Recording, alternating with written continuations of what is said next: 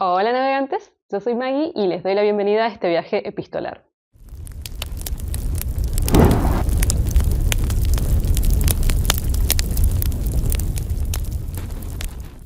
¿Cómo están? Espero que bien. A punto muchos de ustedes, los del hemisferio norte, de empezar sus vacaciones de verano o de la parte más fuerte de las vacaciones de verano, así que les deseo felices vacaciones. En cambio, en el caso del hemisferio sur, estamos ya iniciando lo que sería el segundo ciclo, el segundo cuatrimestre, así que con muchísimo trabajo así todo de repente. Fueron muy escasas las vacaciones de invierno. Así que bueno, por eso tampoco pude grabar a tiempo. Mi idea es grabar este video no sabiendo muy bien si en agosto voy a subir videos durante agosto. A lo mejor subo alguno que tiene que ver con el resumen de lecturas de junio, que estoy un poco atrasada, pero la verdad es que no sé, porque bueno, volver, retomar, siempre es complicado. Y bueno, sí cierro porque todavía no estoy decidida a qué voy a hacer durante agosto, quería cerrar con el especial de novelas epistolares, que pertenece a lo que sería la segunda premisa que propuse para el festejo de los 1000 suscriptores. De los 5000. A veces se me confunde con muchos libros y pocas veces que llegamos a los 1000, así que bueno. Entonces, si no vieron el video, váyanse a ver el video, no voy a volver a repetir cómo fue esta dinámica, pero durante el mes de julio me tocaba leer una novela epistolar votada por ustedes, que fue el caso de Profundis, del escritor irlandés Oscar Wilde. Ya de eso hablaré cuando haga el wrap-up de julio. Y entonces en este caso yo quiero traerles 10 libros nuevamente, aunque hay una yapa por ahí, preferidos, que tienen que ver con el género epistolar, y que espero que, bueno, les guste la propuesta, que si los han leído me comenten, y si no, se hagan la listita. Empezamos. El primero que les propongo es La Sociedad Literaria del Pastel de Piel de Patata de Guernsey. Lo tengo que leer porque es larguísimo, de Marianne Shaffer y Annie Barrows. En realidad la escritora principal es Marianne, pero Annie la ayudó hacia el final, que es la sobrina. Bueno, de este libro también he hablado particularmente porque tengo un video en donde hablo de 3 novelas epistolares preferidas, y este es uno de ellos. Es un libro que me encantó, me pareció bellísimo. Tiene una adaptación cinematográfica de la BBC. La adaptación a mí no me...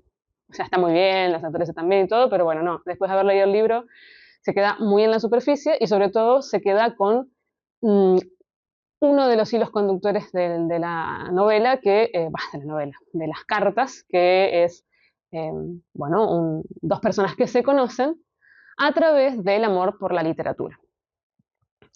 Y claro, queda un poco superficial porque es como que se centran en eso, pero en realidad esta obra o este libro habla de muchas cosas que se desprenden, por supuesto, de la creación de un club de lectura durante la Segunda Guerra Mundial, la ocupación de los nazis, en una isla que yo no sabía, debo confesar que no sabía que existían, que queda justo ahí en el estrecho entre Francia e Inglaterra, y entonces era, claro, un lugar estratégico, geográfico, desde donde Hitler pensaba que después iba a poder atacar a Inglaterra. Esta gente pertenece políticamente, digamos, al gobierno británico, pero en realidad son independientes. Es un lugar muy particular. Seguramente les voy a estar poniendo alguna fotito en donde les muestre dónde está. Y bueno, pasada la Segunda Guerra, porque el libro empieza después, o sea, en la posguerra, una chica que es escritora se encuentra una carta de una persona que no tiene ni idea quién es, que vive en estas islas, que ya no me acuerdo si es que está buscando un libro o tiene un libro que es para ella, ya no recuerdo, algo tiene que ver con un libro, y bueno, empiezan a tener una relación epistolar, o sea, empiezan a escribirse y ella va conociendo a los personajes y a las personas que integran este club literario, y bueno, es bellísimo. Dejo ahí porque en realidad habla bueno, de lo que sucedió durante la guerra, con una mirada con muchos claroscuros y muy equilibrada, en donde los malos no son tan malos y los buenos no son tan buenos, o no hay etiquetas, ¿no? Si sos nazi, entonces es el malvado de la historia, y si sos de la resistencia, entonces sos el bueno. No, es una mirada muy humanista, muy humana, digamos, sí, muy equilibrada, que está muy bien y que además te cuenta muchas aristas dentro de lo que fue la Segunda Guerra y la ocupación nazi, donde fuera que fuera. Y bueno, y después la relación que se va gestando entre ellos, que también es bellísima, y las cartas son hermosas, y el libro uno se lo come porque realmente es bellísimo. Bueno, miren que a mí no me gustan los libros que tienen historias de amor, que generalmente yo lo digo, pero esta es la excepción, porque siempre tiene que haber excepciones a la regla. Está muy bien escrito, realmente es una belleza. El segundo libro que les traigo es de no ficción en este caso y es Cartas de una pionera de la escritora Elinor Pruitt Stewart. Este libro son cartas reales que escribe Elinor justamente a una amiga porque pasa de vivir, no me acuerdo dónde vive originalmente, y se va a vivir a Wyoming, que es una zona así, porque estamos hablando de finales del siglo XIX, eso no lo aclaré. Es una zona inexplorada, el gobierno da muchas concesiones y muchos favores a la gente que va a poblar esos lugares en cuanto a poder tener sus propias tierras, etcétera, etcétera. Y ella tiene una hija muy pequeñita, es madre soltera, y bueno, no quiere vivir más en la ciudad, está cansada de ese ritmo y de ese tipo de vida y quiere ir a vivir a donde haya naturaleza.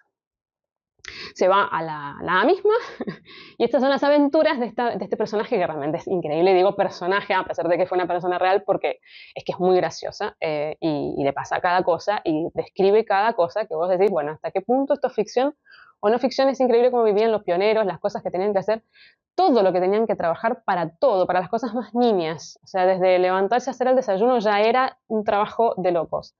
La energía que tiene esta persona, la gana de vivir, el optimismo, el amor por la naturaleza que trasciende todo. Este libro podría haber estado perfectamente en libros y naturaleza.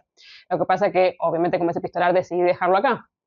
Y las cartas son excelentes, realmente están muy bien escritas, parece una escritora consumada, pero además tiene mucho humor y además le pasan cosas desopilantes, así que son muy divertidas de leer, realmente está genial el libro. Y además lo increíble es que es real, ¿no? O sea, todo lo que estás leyendo es de primera mano. Y después tiene una continuación que también recomiendo, que no es enteramente epistolar, y está compuesta por parte que tiene que ver con las cartas que le escribe a esta misma amiga, la misma persona, digamos, Elinor, pero también después con fragmentos de otras mujeres de la frontera, bueno, que también es muy interesante, si uno le interesan los pioneros o te interesa la historia estadounidense de finales del siglo XIX, bueno, también está muy bien. Así que este lo recontra recomiendo.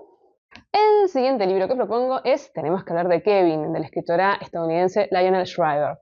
Es un libro bastante gordito, pero que se lee rápido porque lo interesante de este libro es no saber nada de él. Porque, ¿qué pasa? Tiene una adaptación cinematográfica que, bueno, si has visto la adaptación, yo diría que no tiene demasiado sentido leer el libro. Es mi opinión, yo creo que la adaptación está muy bien hecha.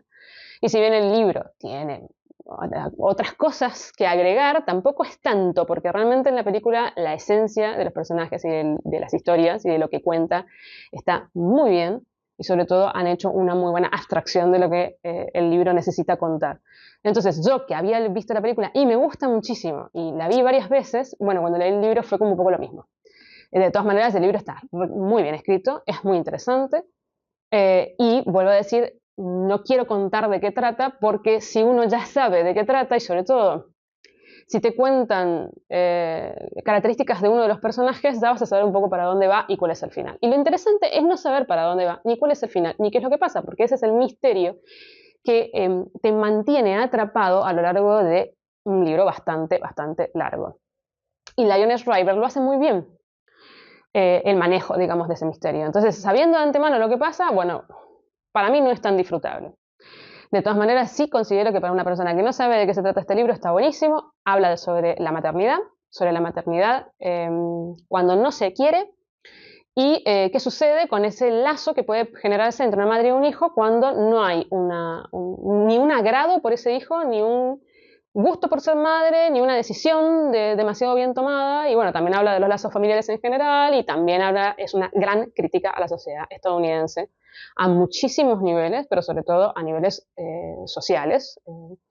Y bueno, ahí es muy interesante. La verdad que está muy bien, te hace plantearte muchas preguntas, te hace pensar y repensar en qué hacemos cuando criamos hijos, qué lazos podemos formar con esos hijos y cómo pueden esos lazos influir en lo que es ese hijo o no, porque esa es la gran incógnita.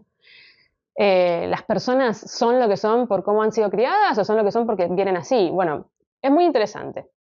El siguiente libro del que voy a hablar es el único que no tengo en formato físico, lamentablemente, que es El color púrpura de la escritora estadounidense Alice Walker. Creo, si mal no recuerdo, que fue la primera escritora afrodescendiente en ganar un Pulitzer. Y si estoy dando este dato incorrecto, bueno, pondré ahí alguna información, pero creo que es así. Y También tiene una adaptación cinematográfica por Steven Spielberg.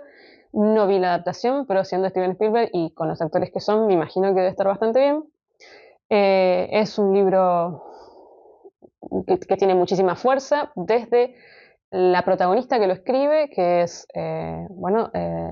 afrodescendiente, en una época justamente bisagra, digamos, en Estados Unidos, en el sur, y encima mujer. O sea, tiene todo lo que puede tener en contra una persona en cuanto a poder vivir la vida de forma positiva. O sea, le pasa todas las vejaciones que se puedan imaginar, pero tiene un espíritu ella de lucha y de resiliencia que la hace magnífica y que además consigue meterte en la historia, digamos, y estar como al lado de ella en sus epístolas, justamente porque tiene una forma de escribir muy particular.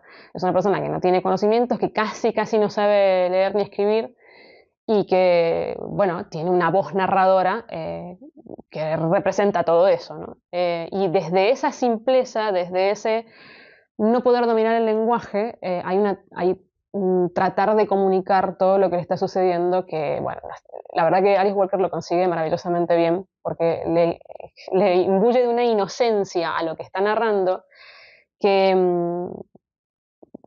te hace sentir muy emocionalmente todo lo que ella te cuenta de su historia, que es muy terrible. Pero al mismo tiempo es un libro muy bello, porque más allá de todo esto que le pasa y de las circunstancias históricas y de lo que le pasaba a los afrodescendientes en el sur, en Estados Unidos y todo lo que ya sabemos, de todas maneras, vuelvo a decir, es un personaje que es muy resiliente, que es muy luchador y que puede ver las cosas positivas de la vida. Y además tiene una relación muy particular con una hermana que se va de misionera a África, y después también están las cartas de esta hermana en África y las cosas que, cómo son los contrastes entre ambos continentes, pero digamos las injusticias hacia los africanos que también pasan en África. Y también la relación que ella va teniendo a lo largo de la vida con distintas mujeres. Es una novela muy feminista a muchos niveles, muy delicada, con muchísimo trasfondo, muy profunda, muy emotiva, muy emocional y que realmente, bueno, a mí me fascinó y además no podía dejar de leer. O sea, me atrapó de tal forma que fue una muy buena experiencia. El siguiente libro es de no ficción y es la correspondencia entre Victoria Ocampo y Virginia Woolf. Dos grandes escritoras, mujeres de principios del siglo XX, luchando contra lo que es ser mujer e intelectual, inteligente, en un mundo dominado por hombres que además quieren explicarle a estas mujeres cómo tienen que vivir condescendientemente. Porque en realidad de eso se tratan las cartas, además obviamente de la faceta cultural, de la faceta de escritoras, porque ambas eran escritoras, pero sobre todo, bueno, en el caso de Victoria Ocampo, era una gran mecenas cultural, digamos, de Argentina, de una familia de muchísimo dinero, que se encargó de, traer autores que nadie conocía, fundar una editorial, darle cabida a no solamente escritores, sino artistas de todo tipo. Y Virginia Woolf fue una de las primeras escritoras que Victoria Ocampo trajo, traducida por Borges, lamentablemente, bueno, eso es algo que he hablado en otras oportunidades, que lamentablemente fue Borges, porque, bueno, era del grupo nuclear de Victoria Ocampo, pero bueno, fueron las primeras traducciones que se hicieron al castellano y fue casi a la par de lo que fue publicando Virginia Woolf, lo que se iba traduciendo y publicando acá en Argentina, uno de los países pioneros en publicarla. Y esto también tenía que ver con esta relación personal que tenían ellas dos como personas. Entonces, en este caso está la correspondencia que se mandaban con respecto a muchas cosas, pero también, bueno, con respecto a las ediciones de los libros.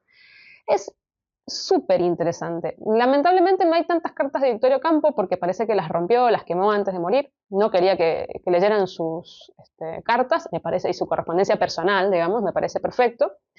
Me parece perfecto que ella no quisiera y por otro lado es una pena porque realmente son muy interesantes las pocas que hay, porque además te hace una reconstrucción de lo que era Argentina a principios del siglo XX, lo que a ella le costaba poder estar en ciertos círculos intelectuales y que la tomaran en serio, bueno, ser una mujer que no tenía ganas de ser la típica mujer que venía a cumplir ciertos mandatos. Y Virginia Woolf es genial. Y la mayor parte de las cartas en realidad son de ella, son de Virginia.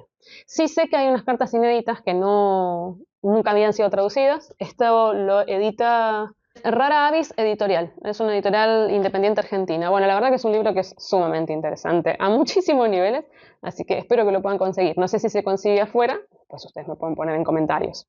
El siguiente libro, y va a ser como una extrañeza en este canal, es el caso de La inquilina de Waverly Hall de Anne Bronte.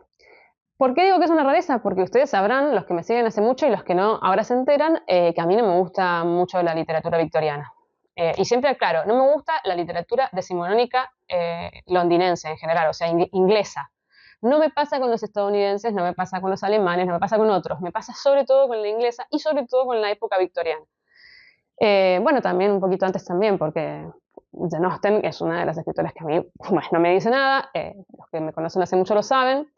Y de las hermanas Bronte, bueno, Emily me encanta, porque Cumbres Borrascosas es una maravilla, y este libro me gustó mucho, y es epistolar, por supuesto, porque todo lo que entra en este especial es epistolar, es bastante gordito también. Es la historia de una mujer que llega a una comarca, un lugar, el campo, digamos, inglés, y nadie sabe, es muy misteriosa, nadie sabe por qué está ahí, además está sola y está con un hijo o una hija. Sí, su hijo de corta edad, dice acá, sí. Bueno, no era tan mala mi memoria.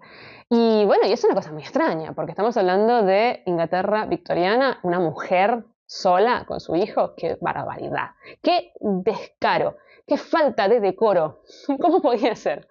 Bueno, esto es lo que se plantea en la sociedad muy chiquita que la rodea y que es muy chismosa, por supuesto, y que, bueno, hay que tratar de entender qué es lo que sucede, y hay un montón de rumores.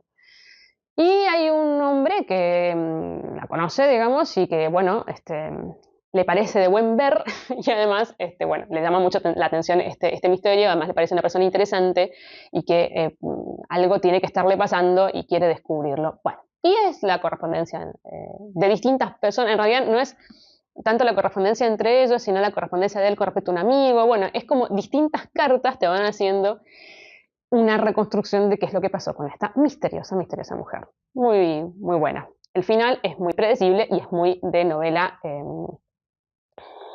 podríamos decirle romántica o de novela de romance, para no confundir con el género o con el movimiento de la época. Pero bueno, todo el despliegue y además también la mirada muy interesante y muy distinta y muy progresista de la mujer y de lo que se supone que la mujer debe hacer y cómo comportarse, etcétera, etcétera, también es muy interesante. El siguiente también es de no ficción, pero es una maravilla, por favor no se lo pierdan, que es el caso de 84 Charing Cross Road de la escritora Helen Humph. También tiene una adaptación, la adaptación es una maravilla, los actores son increíbles, siempre lo digo, y está muy bien, realmente muy bien adaptada. Y estas son las cartas reales, digamos, por eso es que es no ficción, de Helen Humph con un librero londinense. Ella, durante la posguerra, quería conseguir ciertos libros que en Estados Unidos no se conseguían. Apenas empezaba a dar sus primeros pasos en el mundo del periodismo y de la escritura, y bueno, había libros clásicos que le encantaban y que, bueno, no conseguía de ninguna forma, y además no tenía mucho dinero, casi nada de dinero, y entonces quería conseguir libros de segunda mano. Y en Estados Unidos, capitalismo salvaje, obviamente, a pesar de ser la posguerra, no había libros de segunda mano. Todo era, como ella decía, muy nuevo y muy con un olor a nuevo y sin ninguna onda. Entonces ve en un anuncio en el diario que hay una librería especializada en libros antiguos, en libros viejos, una librería de viejo, en Londres, y que hacían envíos al exterior. Entonces ella mandó una carta preguntando si, bueno, cuánto les costaría, porque realmente piensas, con envíos al exterior esto va a ser más caro que nada, y si consiguen ciertos libros que parece que eran difíciles de conseguir. Y le contesta el jefe de la sección, el librero jefe de la sección. Por supuesto, los tienen a los libros, por supuesto salen 2 pesos con 50 porque en la posguerra en Londres pobres estaban como podían. Y le envían los libros y a partir de ese momento empieza una relación de amistad maravillosa y una relación epistolar, por supuesto, entre estas dos personas, entre esta escritora, Helen Humph, y el librero, a lo largo de 30 años. Es que realmente esta frase remanida, cliché, que es de que la realidad supera la ficción, es que es cierto, la realidad supera la ficción. Ni en los mejores sueños de una novela de ficción podrían haber creado semejante maravilla de relación de amistad. Es un libro hermoso, además para los amantes de la literatura especialmente porque hablan de muchísimos libros, así que no se lo pueden perder. Bueno, el siguiente libro es un clasicazo de las novelas juveniles de época, que es Papaíto, Piernas Largas, que acá está como Papá, Piernas Largas, que es de la escritora estadounidense Jean Webster.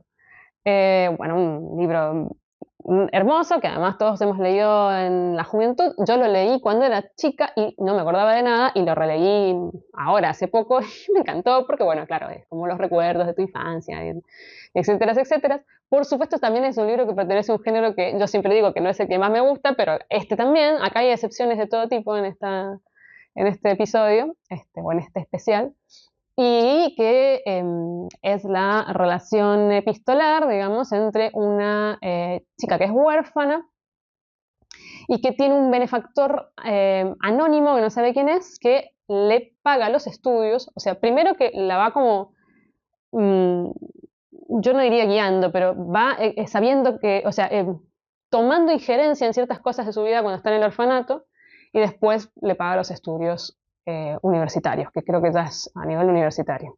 Creo que sí. Y él lo único que le pide es que le mande una carta una vez al mes, una cosa por el estilo, contándole cómo le va, cómo va su vida, qué estudia, qué está haciendo, y etcétera, etcétera. Bueno, y ella tiene esa relación con esta persona, a quien llama Papadito Piernas Largas, que no sabe quién es.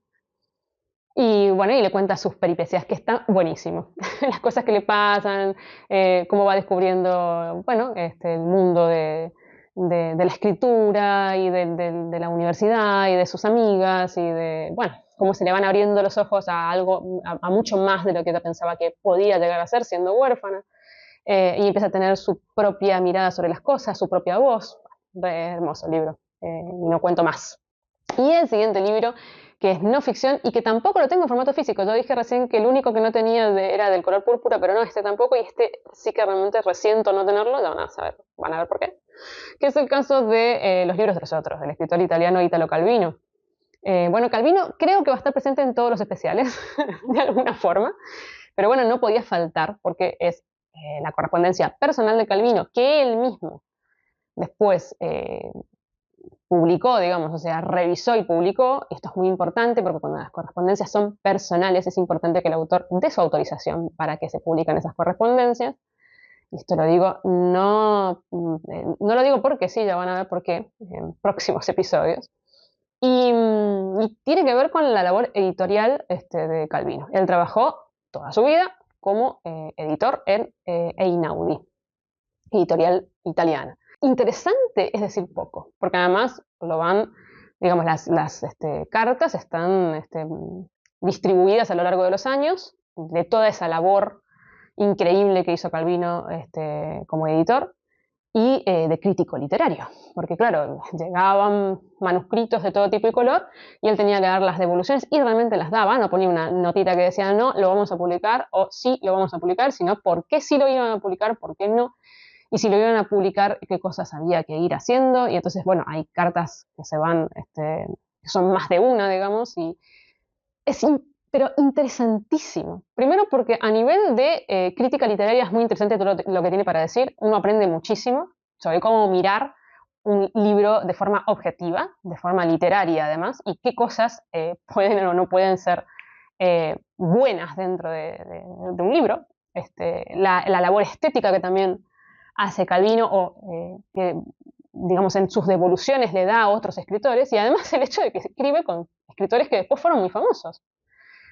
Como por ejemplo, Natalia Ginzburg es una de las tantas escritoras con las que traba después ya incluso relación a lo largo de su carrera como editor. Y por supuesto también su relación personal con Cesare Pavese, su relación con otros escritores, digamos, y otra gente, digamos, que estaba en el medio. ¿Quién era él como persona, no solamente literaria, sino como persona humana? O sea, su participación en el movimiento de la resistencia de los partisanos, cómo pasó de creer en el comunismo a no creer en el comunismo. Bueno, es que además es una reconstrucción de Italia, de la Italia de la posguerra.